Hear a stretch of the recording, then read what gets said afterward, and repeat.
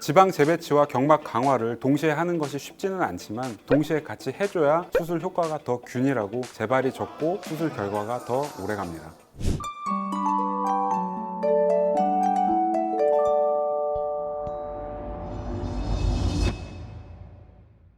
안녕하세요. JW 정원 성형외과 김현준 원장입니다.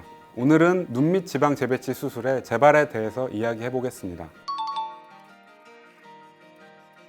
눈 밑 지방 재배치는 눈 밑 부분에 튀어나왔던 부분이 다시 튀어나오든지 아니면 꺼졌던 부분을 채웠는데 이 채운 부분이 다시 꺼지든지 이 두 가지 원인에 의해서 재발이 되게 됩니다. 이 지방이 다시 튀어나오는 경우는 크게 세 가지인데요. 첫 번째로 지방 재배치를 하지 않고 단순히 지방 제거만 하는 경우 쉽게 다시 튀어나옴이 재발하게 됩니다. 그리고 튀어나온 지방이 아주 많았던 환자에서 이 지방을 충분히 재배치를 해주지 않고 적은 양만 사용했던 경우에도 쉽게 재발이 되게 되고요. 마지막으로 수술 후에 시간이 많이 흐르게 되면 누구나 노화에 따라서 지방이 다시 어느 정도 튀어나오게 됩니다. 다음으로 꺼진 부분이 다시 꺼지는 경우는 재배치했던 지방이 다시 원위치로 돌아가는 경우가 있을 수 있겠고요. 다음에 마찬가지로 지방 재배치 양을 너무 적게 재배치한 경우도 있을 수 있습니다. 이 하안검 수술이란 것은 겉으로 절개를 하기 때문에 이 겉부분의 피부와 근육까지 처리를 할 수가 있습니다.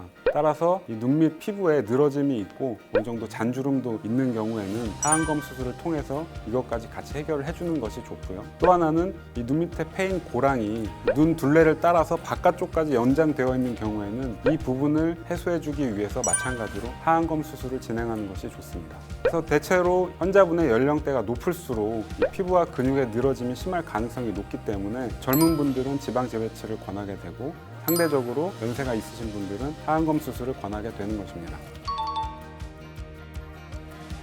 눈 밑에 할 수 있는 주사나 레이저 시술이 많긴 한데요. 일단 이 필러 주사를 통해서 꺼진 부분을 채우기만 해도 어느 정도 그림자가 개선되는 효과는 있을 수 있습니다. 그렇지만 이 튀어나옴을 해결해 주지 않으면 근본적으로 이 다크서클의 개선에 한계가 있을 수밖에 없습니다.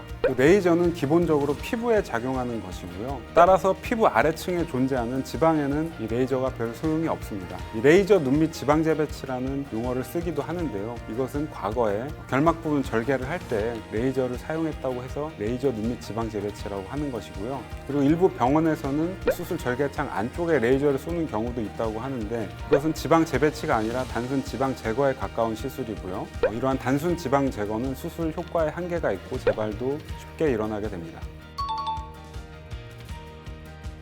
눈 밑 지방을 싸고 있는 막은 쉽게 말해서 이 위쪽에 1층, 아래쪽에 2층 이렇게 나눠져 있다고 생각을 하시면 됩니다. 이 1층 지방막이 좀 더 단단하고 2층 지방막이 얇고 약하기 때문에 지방 돌출은 항상 2층 지방막에서 먼저 일어나게 됩니다.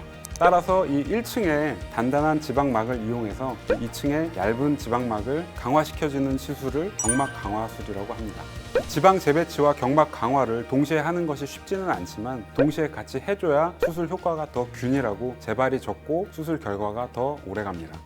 눈 밑 지방 재배치를 굉장히 간단한 수술이라고 생각하시는 분들도 적지 않은데요. 이는 단순히 지방을 제거만 하는 것이 아니라 균일하게 재배치를 해줌으로써 재발이 되지 않도록 확실하게 수술 받는 것이 중요합니다. 눈 밑에 있는 지방은 시간이 지날수록 점점 튀어나오게 되기 때문에 만약 눈 밑에 고민이 조금이라도 있으시다면 가급적 빨리 피부가 가지는 부담감을 줄여줄 수 있도록 전문의와의 충분한 상담을 통해 개선 방법을 찾으시는 것이 좋습니다.